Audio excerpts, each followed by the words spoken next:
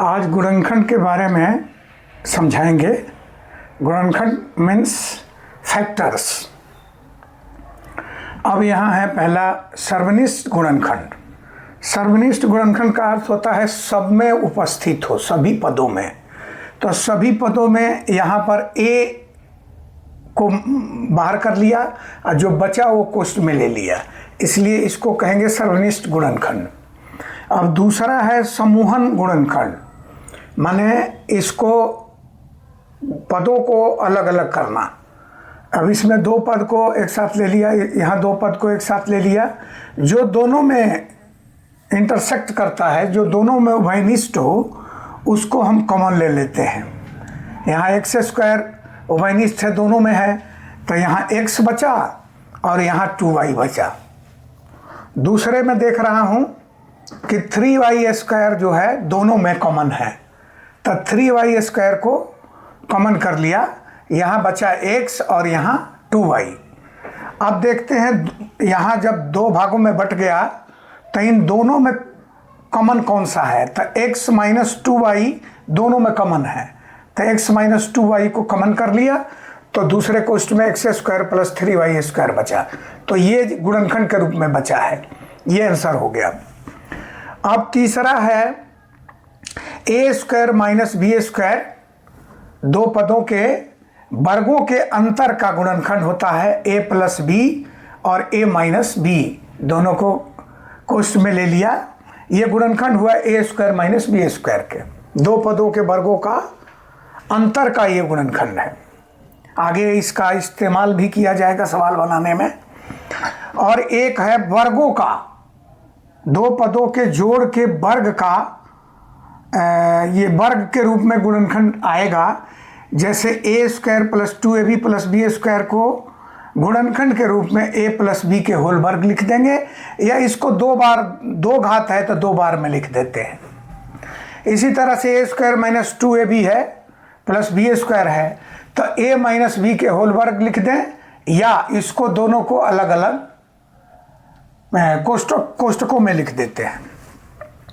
अब नेक्स्ट है x square plus b x plus c के रूप में यदि बहुपद दिया हुआ हो, तो इस हालत में बी एक्स जो है प्रथम और अंतिम पद के गुणनफल के बराबर होगा, और इस बी एक्स का दो भाग बनाएंगे, ये दोनों भाग को जोड़ेंगे तो बी एक्स मिलना चाहिए, और गुणा करेंगे तो पहला गुना तीसरा होना चाहिए, जो कि यहाँ पर सवाल में दिया हुआ है। जैसे x square plus 5x plus 6, इनको देखता हूँ कि 5x जो है ये 6x स्क्वायर और 6 का मल्टीप्लाई करेंगे तो 6x स्क्वायर हुआ। 6x स्क्वायर का गुणनखंड करेंगे तो 3x और 2x होता है, और 3x और 2x को जोड़ने पर 5x भी मिल जाता है। तो जो हमारा ऊपर का जो कथन है वो ये इससे स्पष्ट हो जाता है। अब ये दो पदों को अलग करेंगे, दो पद में x कॉमन है तो x कॉमन ले लिया, x प्लस 3 कोष्ठ में बच गया।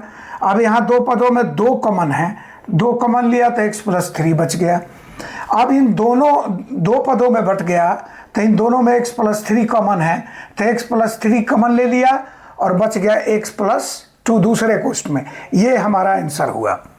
इसी तरह से एक दूसरा भी ले लेते हैं बहुपद को। 2x square plus 3x plus 1 है, तो 2x मल्टीप्लाई 1 तो 2x स्क्वायर हुआ, और 2x स्क्वायर को दो भागों में बांटेंगे तो 2x इंटू 2x।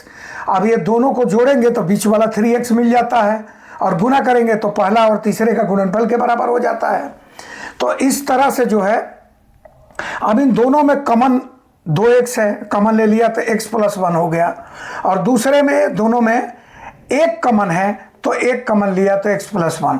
अब दोनों पदों में देखता हूं कि x प्लस 1 कॉमन है, इसलिए x प्लस 1 को यहाँ बाहर ले लिया, तो दूसरे कोष्ठ में बच गया 2x प्लस 1, तो ये भी एक गुणनखंड हो गया और ये आंसर हो गया। इसी तरह से अगला है x माइनस 1/x का होल ट्वाइस इजकल टू 5 है, तो एक्स स्क्वायर प्लस 1/x² का मान ज्ञात करना है।